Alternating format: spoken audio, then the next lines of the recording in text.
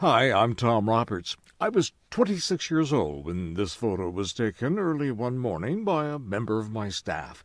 I was a radio news director in Topeka, Kansas, and getting ready to do the morning news. It was 40 years ago when my hair was as black as a moonless night and my face wasn't lined like a California road map. There is the essence of Tom Roberts, the staff member said. I knew what he meant. I was cold and serious. I managed my news department the way I learned to manage people from my father.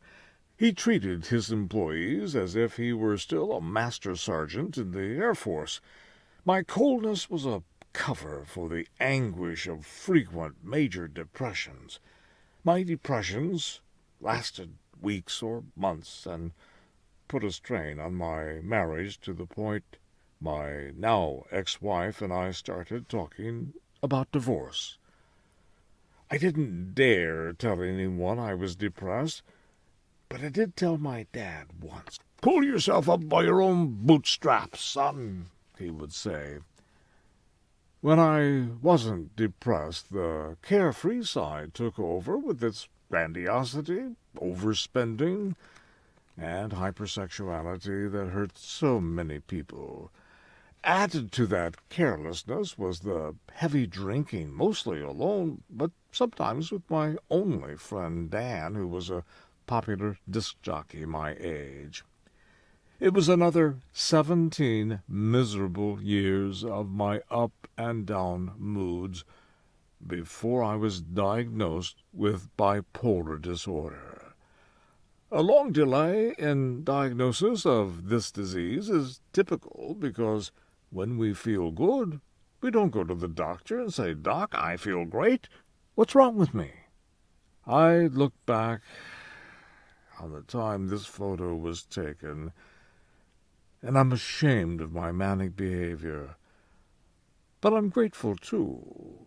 I eventually learned I was sick, and there was treatment for my illness. The conspiracy of silence about mental illness, especially in the Roberts family, ran deep. My dad's oldest sister was obviously clinically depressed and once wrote to me when I was a college student asking if she would go to hell if she committed suicide. Her son once shot himself in the leg to keep from going to school when he was in junior high. Nothing was ever said about my aunt's depression or her son's apparent paranoid schizophrenia.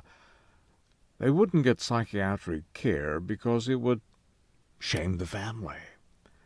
That was the last of the silent generation. My dad, younger brother, and sister were all diagnosed with bipolar. All three suffered in silence instead of getting psychiatric treatment, too afraid of stigma. My grandchildren may carry the bipolar gene that ran in our family. I pray they will not be afraid of stigma and ask for help. Fortunately, their Grandpa Tom finally did, followed by my younger sister, who hid her bipolar diagnosis in shame for 22 years before she accepted treatment. Now, she and I are the only ones in our family who got on the road to recovery. I hope we are not the last of generations to come to do so. I'm 66 years old now. I was diagnosed when I was 43. I learned since then not to be ashamed of my story because it may inspire others. I like what Bosnian-born writer Alexander Hammond, author of Nowhere Man, said about old photos. When I look at my old pictures, all I can see is what I used to be, but am no longer. I think, what can I see is what I am not.